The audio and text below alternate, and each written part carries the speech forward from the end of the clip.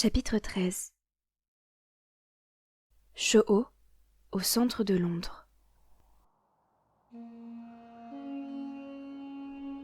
Il volta jusque vers la terre, ce petit point de vie anonyme. Même pas une vie encore. Quelque chose d'endormi, d'inerte.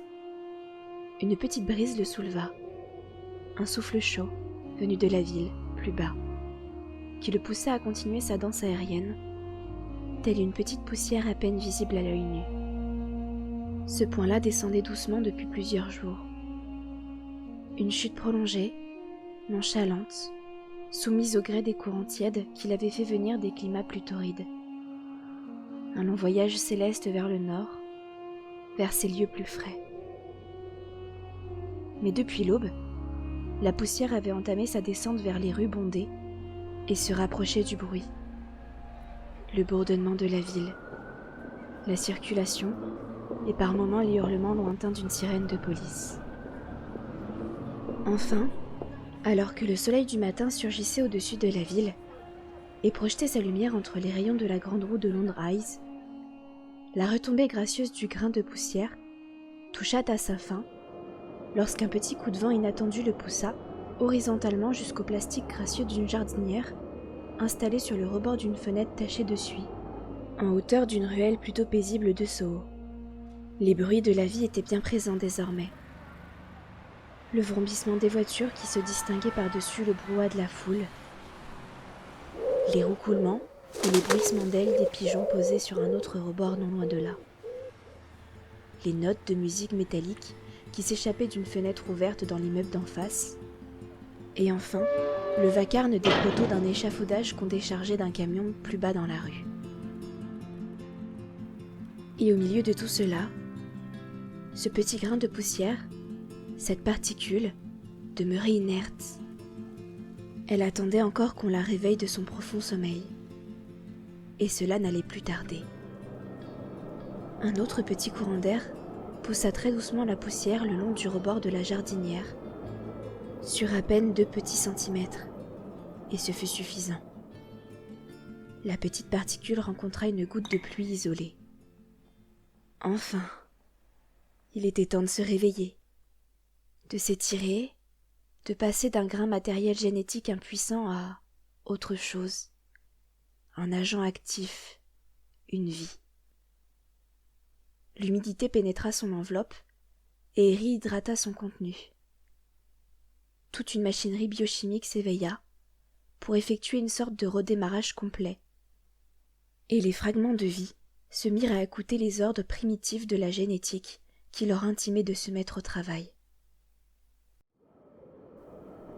D'autres poussières telles que celle-ci voletaient là-dehors, saisies par des courants d'air dans la hauteur troposphère et déposées dans d'autres pays, d'autres continents.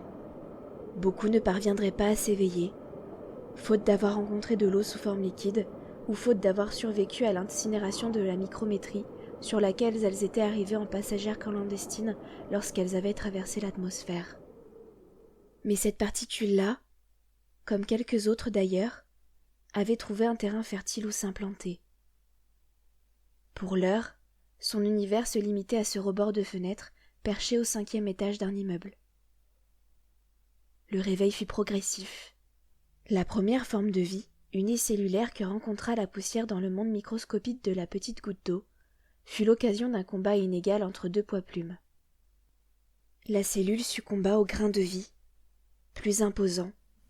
Elle fut absorbée et dépouillée de toutes ses ressources.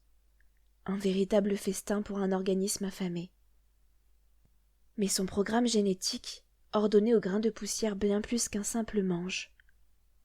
À ce stade, son objectif premier était l'autoproduction. Le monde était encore trop dangereux.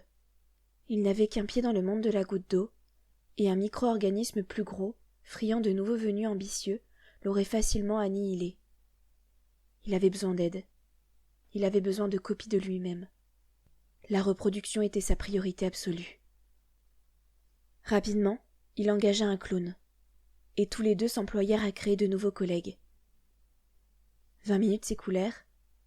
À cet instant, si quelqu'un avait examiné la goutte d'eau avec une loupe, il aurait pu détecter une légère trace sombre en son centre. Sous un microscope, il aurait pu même repérer la ligne velue de cette communauté grandissante, comptant désormais des dizaines de milliers de membres, commençant leur exploration des alentours. 1 heure plus tard, ne restait plus que la goutte d'eau de pluie, une petite bulle visqueuse d'un noir d'encre. Plusieurs filaments semblables adhésifs avaient émergé et s'étiraient sur le rebord en plastique de la jardinière.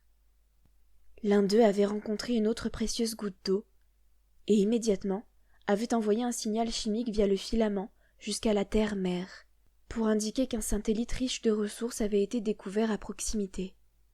Renforcé par des milliers de cellules, avides de se gorger des amibes malchanceuses qui se trouvaient au cœur de cette nouvelle trouvaille, le fil s'épaissit sensiblement.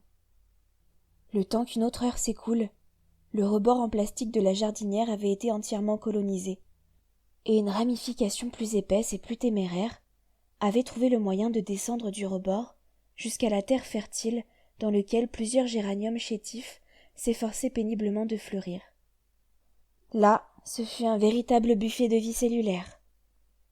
Tels des naturalistes de l'époque victorienne en safari, cette colonie de curieux découvrit, absorba, construisit et enregistra dans son encyclopédie chimique grandissante chaque information génétique qu'elle put recueillir.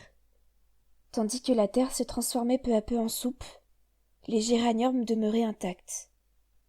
En effet, leur membrane était aussi impénétrable pour la colonie que le plastique de la jardinière. La conquête de ce minuscule écosystème, perché sur ce rebord de fenêtre crasseux du 5e étage, progressait sûrement.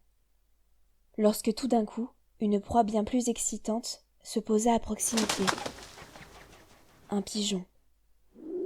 De son œil rond et perçant, le volatile étudia le rebord de la fenêtre en pierre à la recherche de miettes.